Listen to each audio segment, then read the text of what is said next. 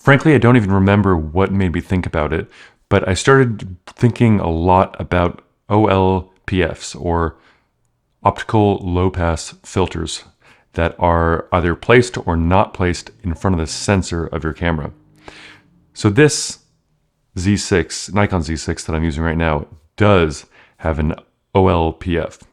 So what is an OLPF? It's an optical low pass filter, as I said, but what it does is slightly unsharpens the image.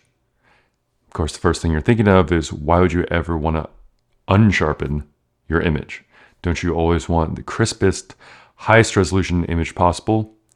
Yes, but with one big caveat. If you've ever had to deal with moiré in your image, you know how much of a pain in the it is. I did a product shoot of still photos of some t-shirts and looked fine on a small screen. And then when I blew it up, I realized and looked at it in detail, oh man, there's a ton of moiré in the image. And moiré is that sort of screen door zigzag pattern you see in really fine detail, like shirts or any sort of fabric. And Capture One, for example, has a really good tool for helping this effect out and blurring it in post, blurring your image a little bit in post in just those areas that are showing moiré. But usually what happens is when you zoom in and you apply this moiré aiding tool, you start losing color fidelity. So instead of, let's say, you have a red fabric on a gray background, you're going to start seeing this bleeding of that red into the gray and gray into the red.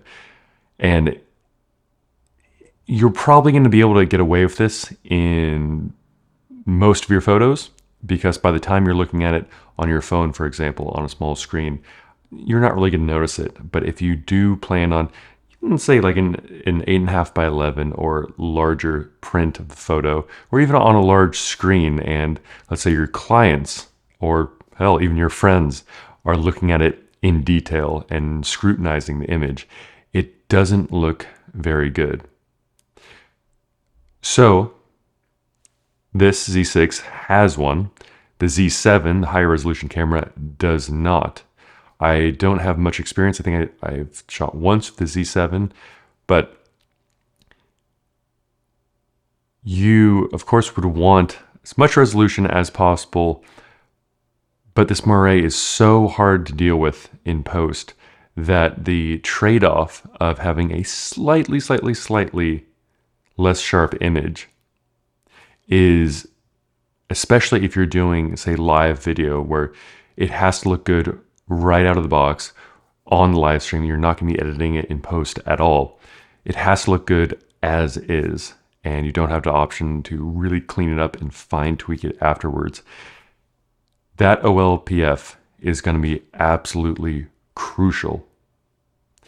And that's why on cameras like the Red DSM-Z2 cameras, for example, you have the option of physically taking that filter out, because it's right in front of the sensor, in between the sensor and the lens. You can physically take it out.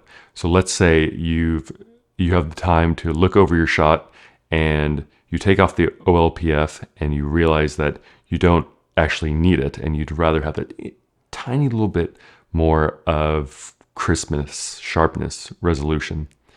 But let's say your next shot has a lot of fabric in it, and it's showing moiré. You could put it back in, and that will, for the most part, take out that moiré screen door effect. So it's not as simple as just saying having an OLPF is better or not having one is better. I guess in best of both worlds, you can interchange it. But the big issue with that, especially if it's a consumer level camera where you can't really expect the user to both have the knowledge and want to go through this extra process of deciding on the shoot and placing it, this filter in and out of your camera. a lot of times it would be better to just have a very light one, because the severity of how much it affects your image also depends on how the filter is designed.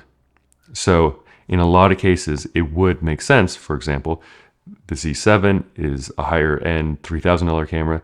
The Z6 is a $2,000 camera, and it has one.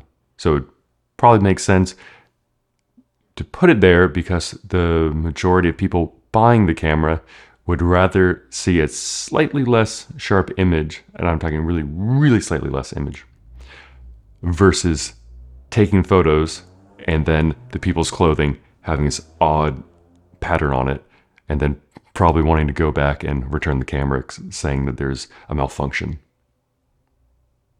So it's not something to be terribly maybe too concerned over, but something to think about and research when you're purchasing your next camera.